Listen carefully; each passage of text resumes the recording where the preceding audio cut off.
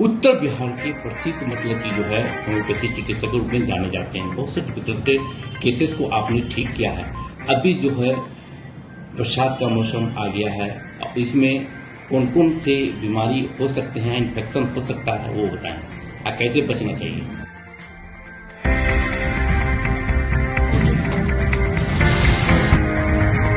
आप देख रहे हैं मॉर्निंग समाचार 24 लाइव ना। हर खबर का अपडेट सबसे पहले। जी, आज का जो समय चल रहा है बरसात के समय में जनरली लोगों को वायरल फीवर होता है। वायरल फीवर है, कोल्ड एंड कोराइजा है, मतलब सर्दी खांसी बुखार का लक्षण जनरली देखा जाता है। तो वायरल फीवर में जनरली लोगों को क्या करना है, शरद से बचना है, प्रोटोकॉल में गर्म पानी पीना है, सेहत का ख्याल रखते हुए, उनको मानसून के ख्याल रखते हुए प्रिवेंट के तौर पे, मतलब उससे बचाव के लिए कुछ मेडिकेशन और डॉक्टर की सलाह में रहना है कि सर्दी खांसी हो तो उसका प्रिवेंशन किया जाए। गर्म दूध पीना है, गर्म दूध में हल्दी डाल के पीने की कोशिश करें, जिससे भी स्वास्थ्य रूपी वर्धक हम लोग कायम रखेंगे, जिससे हम बीमार कम पड़ेंगे। हमारा साइंस ये मानता है कि जो भी बीमारी होती है वो एक पर्टिकुलर इम्यून सिस्टम से ग्रसित होती है। इम्यून सिस्टम अगर हमारा सही है तो बीमारी कम से कम ग्रसित होगा और हम बीमारी की तरफ कम से कम जाएंगे।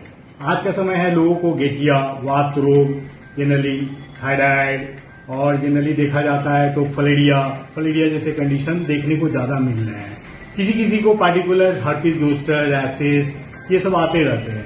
तो रैसेस का तो कहेंगे कि जनरली आप मेडिकेटर में पाउडर का इस्तेमाल करके ही सबसाइड कर लिए, क्योंकि उससे भी क्लीन हो जाता है। अगर मेडिकेशन की जरूरत होती है तो किसी अच्छे डॉक्टर से आप मिलकर के सलाह ले सकते हैं।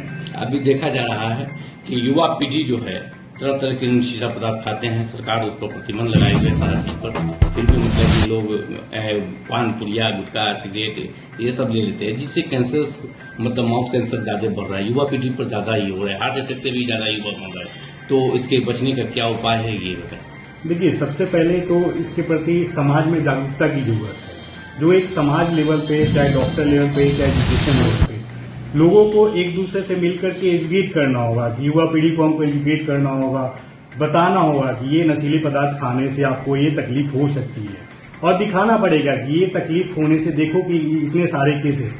इसके लिए करना क्या होगा, एक ह्यूज लेवल अमाउंट पे आपको किसी हॉस्पिटल में ले जा करके, जैसे हमारा महावीर कैंसर संस्थान है, भोमी शामा द्वारा जो के बाद नया खुला है, वहां पे ह्यूज लेवल पे आप किसी कंडीशन को अगर दिखाते हैं तो उससे एजुकेशन का ज्यादा फर्क पड़ता है। और जो भी अभी ग्राम पंचायत लेवल पर जैसे मुखिया हैं, उनसे सलाह लेकर के किसी पार्टिकुलर गांव को आप एडप्ट करके वहां लोगों को एजुकेट कर सकते हैं। जैसे आज का समय है, जो मैं भी करता हूं, कभी कभी स्कूल लेवल पे जा करके लोगों को एजुकेट करता हूं, लोगों को इस एजुकेशन का बताता हूं कि ये खाद्य पदार्थ खाने से आपको तकलीफ होने जा रही है, क्योंकि हम जो ले रहे हैं, नशीला पदार्थ ले रहे हैं, वो हमारे लिए डेंजरस है, हमारे शरीर के प्रक्रिया को बर्बाद करती है, हमारे शरीर के कार्य को खत्म करती है। मतलब हमारा सेल्स का डिस्ट्रक्शन जब भी चालू होगा तो नशीले पदार्थ अब खाने से बचें, कम से कम बचें। होम्योपैथी दवा जो है पेट रोग के लिए, स्किन डिजीज के लिए, अब पुराने से पुराने मतलब बीमारी को जड़ से ठीक करते हैं, ये हम लोग भी जान रहे हैं। और मतलब कि कुछ लोगों का कहना हुआ कि देरी से सुनता है, ये कहाँ तक ये है? देखिए, एक होम्योपैथी सिस्टम साइंस है, जो एक तरह से इसको बोला गया होम्योपैथी ये साइंस एंड आर्ट, ये दो चीज पे निर्भर करती है। तो ऐसा नहीं है कि होम्योपैथी मेडिसिन आपको देर से सूट करती है। कुछ प्रॉब्लम क्या होती है कि जैसे किसी अदर सिस्टम से लोग आते हैं तो उस मेडिकेशन का कुछ प्रभाव उनके शरीर पर रहता है कुछ समय के लिए। उस समय को जाते जाते कुछ समय लग जाता है, तभी प्रोटोकॉल में हमारा मेडिसिन वर्क करता है। तो वहां कुछ समय लगता है, लेकिन ये कोई जरूरी नहीं है। हम तो देखते हैं कि डे बाय डे में हमारा जो भी पेशेंट आते हैं बताते हैं, तो आज अगर दवा देते हैं तो कल के समय में से वो बताते हैं, डॉक्टर साहब मैं ठीक हो रहा हूँ, 80% मैं ठीक हो चुका हूँ। ये एक विडंबना बन चुकी है। लोग आज के डेट में साइंस को विडंबना बना चुके हैं। पहले लोग कहते थे कि होम्योपैथी साइंस बहुत लेट से सुनती है। दूसरा कहते थे कि लोग कच्चा प्याज नहीं खाना है, लहसुन नहीं खाना है, ये विडंबना है। मैं भी सुनते सुनते पक गया हूँ, क्योंकि यहाँ मैं देखता हूँ कि जनरली ऐसा कुछ लॉजिक नहीं है। हाँ, कुछ मेडिसिन है जहाँ ये बताना है कि आपको कच्चा प्याज नहीं खाना है, क्योंकि कच्चा प्याज एंटीडोट करता है, कॉफी नहीं पीना है। तो कुछ मेडिसिन है जिसमें कॉफी नहीं पीना है, लेकिन हर मेडिसिन में क्या होता है कि ये एक ह्यूज अमाउंट में लोगों को मिल चुका है, संवाद मिल चुका है कि नहीं हमने आपको बताया कि आपको ये मेडिसिन हमने दिया है, ये तो मैं जान रहा हूँ, पेशेंट तो जान नहीं रहा है। तो ये एंटीडोट हमको पता है, लेकिन अगले को नहीं पता है। अभी युवा पीढ़ी को मतलब कि ज्यादा ग्रसित हो रहा है ये मतलब कि डायबिटीज से, और मतलब कि जैसे किसी को हाई बीपी है, किसी को लो है, और मतलब पेट से संबंधित मतलब रोग मतलब कि ज्यादा बढ़ रहा है, गड़बड़ी ज्यादा हो रहा है। तो इसके लेके कैसे निदान है इसका? देखिए, हमारा युवा पीढ़ी बहुत सारे फैक्टर में सबसे बड़ा फैक्टर स्ट्रेस में जी रहा है। वो चाहे एजुकेशन का स्ट्रेस हो, चाहे फाइनेंशियल स्ट्रेस हो, और सबसे बड़ा कारण यहाँ पे स्ट्रेस फैक्टर है। और खान पान तो है ही, खान पान भी इसमें बहुत बड़ा कारण रहता है कि खाने पीने का कोई किसी को ना रूटीन पता है, ना किस प्रकार का हाइजीन मेंटेन किया जाए। तो सबसे बड़ा चीज हमको है कि उस एजुकेशन को ऐसे डेवलप करना चाहिए जिससे लोग खान पान को जाने कि हमको कौन सा पदार्थ खाना है, किस मौसम में कौन सा पदार्थ खाना है। जैसे अभी लोग कहते हैं कि अंकुरा हुआ बीज खाना है, तो ये साइंस नहीं कहती कि अंकुरा हुआ, बरसात के समय में अंकुरा हुआ बीज नहीं खाया जाता, तो उसको बहुत सारे हार्म्स भी होते हैं।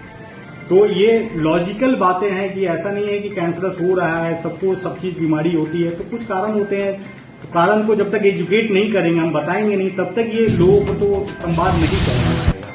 अभी देखा जा रहा है कि लोग हार्ट अटैक से ज्यादा मतलब कि युवा पीढ़ी को ज्यादा ग्रसित हो रहा है, सारा चीज हो रहा है कि टेंशनलाइज ज्यादा होते हैं युवा पीढ़ी, बच्चे जो है चिड़चिड़ापन ज्यादा होते हैं, महिलाएं भी चिड़चिड़ापन ज्यादा रहते हैं। ऐसा क्यों हो रहा है?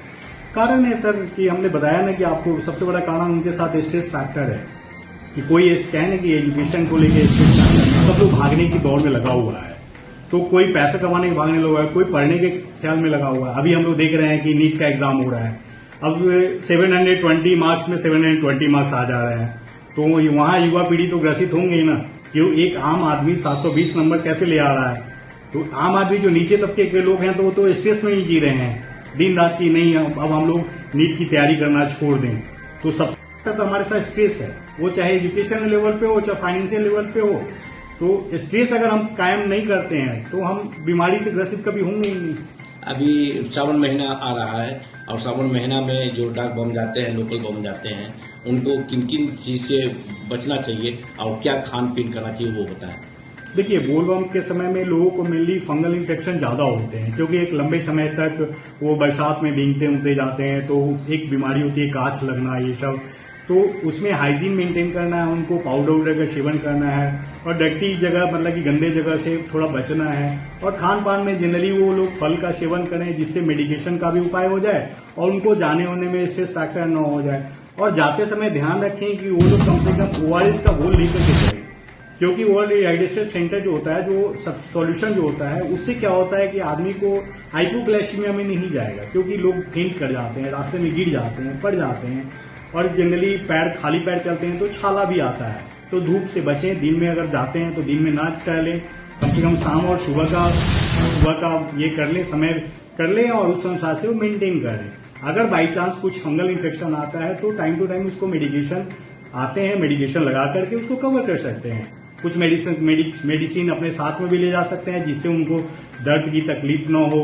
अगर बरसात में भीगते हैं तो वायरल फीवर न हो, जिससे वो अपना डाक बम भोल बम अपना सही रूप से सुचारू रूप से जल का सेवन कर ले, जहां ढाड़ना है प्रॉपर रूप से ढाड़। परिचय सर बताएं। मैं डॉक्टर प्रशांत सौरभ, जनरली मैं as a professor doctor Halim homeopathy medical college and hospital Darbhanga से हूँ। जनरली मैं मुजफ्फरपुर में 3 दिन रहता हूँ, Tuesday, Friday and Saturday, morning और इवनिंग टाइम में। हमारी तरफ से सभी लोग को शुभकामनाएं। डाक सेवा में जो लोग जा रहे हैं उनको बहुत बहुत बधाई और अधिक से अधिक हार्दिक शुभकामनाएं। जो अच्छे से वो लोग अपना कांवड़ लेकर के जल उठाएं और जल का गरीब स्थान जाते हैं वो गरीब स्थान में जल चढ़ाएं, तथा प्रशासन को भी हार्दिक बधाई कि इस कार्यक्रम में सही से सहयोग प्रदान करें, जिससे उन लोगों को जाने आने चाहे रोड ट्रैफिक में कोई परेशानी न हो। और मैं अपने साथियों को भी ये कहूंगा कि जो लोग मेडिकल फील्ड से हैं वो अपना ज्यादा से ज्यादा इस कार्यक्रम में सहयोग प्रदान करें।